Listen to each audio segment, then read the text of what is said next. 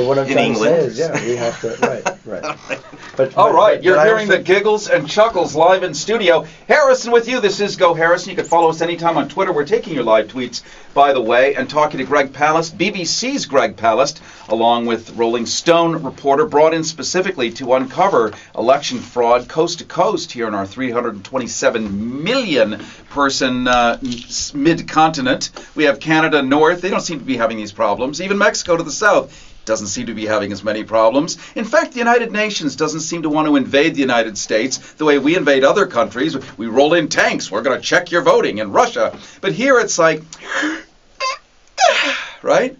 We're also talking to Josh. That was a great live sound. That was a really great live sound. What was that? That wasn't a tape. That was like a door. Oh, A door slamming and yawning at the same time. Next to Josh Fox of Gasland is Shailene Woodley. And both of you are here talking on behalf of the other humans who aren't exactly sure what's going on. But you've got this wonderful connection of synapses and dendrites where your brains function in such a way where you can actually talk and explain Lucy. What's going on out there? Greg Palast puts it so brilliantly in print and in your documentaries, which we can see at gregpalast.com. Yes. Josh, you've got this documentary coming up, or this feature film on HBO. What are we going to see with that? I'm sorry, you're so funny, I can't get my head together. So my new film is called How to Let Go of the World and Love All the Things Climate Can't Change, on HBO at the end of the month. It's actually playing in LA right now, at the Music Box Theater in Beverly Hills. It's a great film. It's my investigation into climate change. Yeah. And honestly, when you really look at what's happening with climate change, it's extraordinarily depressing when you figure out that, well, I shouldn't say depressing, it's extraordinarily grievous and despairing and angering, because you figure out that we should have been focusing on this years ago, decades ago. I was with Ed Begley this afternoon, who had an electric car in 1970. You know, we could have been focusing on the climate change problem, and we're so late in it that so many aspects, the negative aspects that we think about when we think about climate change, are on their way and they're baked in and they're already happening. We have warmed the Earth currently by 1 degree Celsius. Now, not so long ago we didn't think that would do so much damage, but think about your freezer at home.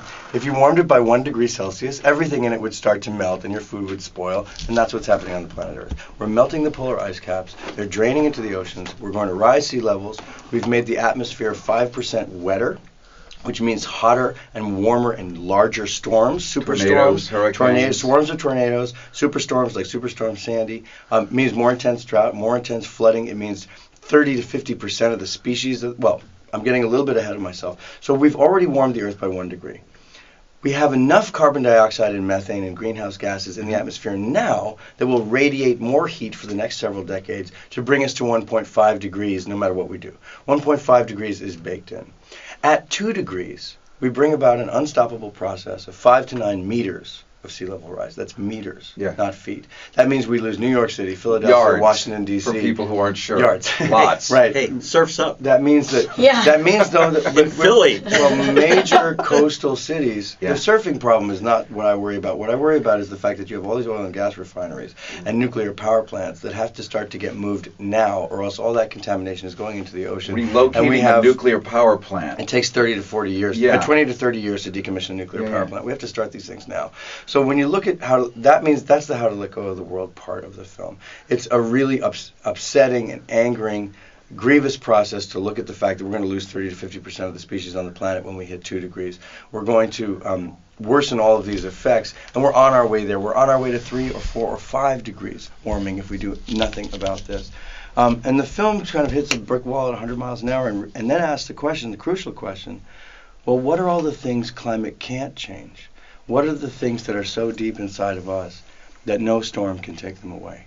And then it becomes this incredible trip around the world to find the people who have no choice. And I was picked up by a kind of tornado of the film and taken to the Amazon to work with indigenous environmental monitors who are exploring oil spills deep into the Amazon, or with human rights defenders in China fighting Chinese coal, even at the expense of their own civil rights, or to the Pacific, where a group called the Pacific Climate Warriors, who are not drowning, who are fighting Australian coal by blockading coal ships with hand-carved traditional canoes in the port of Newcastle. Incredible stories of resistance, resilience, human rights, democracy, love, community. These are the things that climate can't change. And I think we often overlook, in an election year especially, what are the other things that are democracy? Democracy is not just voting. Democracy is participation. Democracy is civil disobedience. Democracy is building community. Democracy is building renewable energy. And one of the things that we're doing in coincidence with the rollout of the film is that Shailene and I are launching a project to work with renewable energy in the inner city, especially in poor communities that are facing fossil fuel extraction. We're fighting the extraction. We want to also bring a solution to the communities. Two things. I want to make sure that we get your name. What's your name, fool? That's my up to Ali.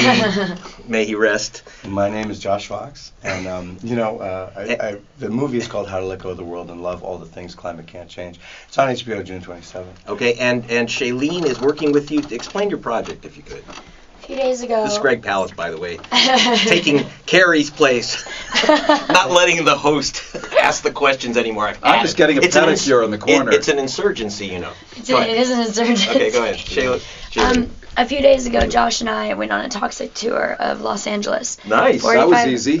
Yeah, super easy. What else? What else did you do? 45 minutes south of here is a town called Wilmington. Oh, yeah. And Wilmington is 9 square miles, I believe. And within those 9 square miles, you have the largest oil refinery west of the Mississippi. You also have second largest, or one of the top largest oil refineries west of the Mississippi. We visited people's homes where there were oil drills in their backyards, church parking lots, fracking wells right next to parks where little children are playing. And we had this really interesting interaction with this man. So we show up to this park. They're actually 42 years old, but they never grew. He's 42-year-old, 3'5" kids. We pulled up to this park, and the man came out and he said, "You can't be in here. This is a private park. We need to ask you to leave." So we left. We were standing outside of this fence. And there's a chain link fence dividing us from this father. And he said, "You need to leave." And we were like, "The only reason we're here is I'm sure you want to protect your son who's playing in that field right now. Do you know anything about what that building behind you represents and the emissions that building is leaking?" And he couldn't hear us. And what has happened in our communities is the fossil fuel industry has pitted community members against community members. So they actually don't have to do the dirty work, because now they've subsidized this park so that this man can offer a private park to kids for $100 a month so their parents can afford it.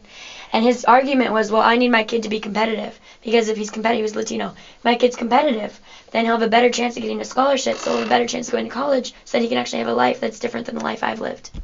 That's the system that we're living in. It's so corrupt, and it's so deeply sunk.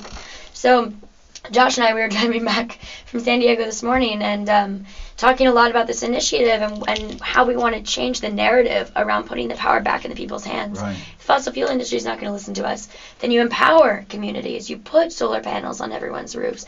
You use wind turbines for energy. And all of a sudden, now you have a community that's not even using the oil that's in their backyards. So you have a new argument to stand up against the fossil fuel industry. Instead of saying, we don't want you here, and them going, well, you're kind of dependent on us. You can say, we don't want you here. We're not dependent on you. You have to leave. And it's another economic driver of the community, right? Yeah. When you Exactly. put toxic fossil fuels in your backyard, then all of a sudden your community becomes implanted with this monster that you can't get rid of, because now you're working for it and your job is dependent upon it. And it's actually a job, and you're drinking it and showering it and you're breathing it. And most importantly, the breathing, the air pathway for health problems for volatile organic compounds. A recent example right here in Los Angeles, the dreaded plume, the natural gas leak. I'm from that area. Yes, with the methyl mercaptan, which I was grew really up. the deadly business. It's heavier than air, so it sinks into the drinking water. The lighter than air, the gas. Of the plume covered the entire state of California by satellite imagery, bigger than ExxonMobil spill. It was the largest point source of emissions for greenhouse gases in the world, and it went on for 4 months. Look, these things, we have to get toxic fuels out of the communities. Hundreds of years from now, they're going to ask, why did we ever have explosive materials in the home? Why did we ever have toxic materials in the home? It will look like it looked 100 years ago when you had factories billowing black smokes in the middle of our cities. That's how antiquated that will look. The way we do this is we make sure there's an economic driver that actually supports the community rather than ripping it apart from within, that actually supports sustainability, supports higher property values, all of these things that solar panels do to your home. It gives you clean energy, and it actually is an investment in the community, not ripping it apart. So what now we're doing is we're reaching out to renewable energy companies, which I've worked with for many, many years now, and working on solutions and solutions grassroots, or grassroots solutions, to go ahead and invest in inner city as a response, and that's something that we're doing with the rollout of the film.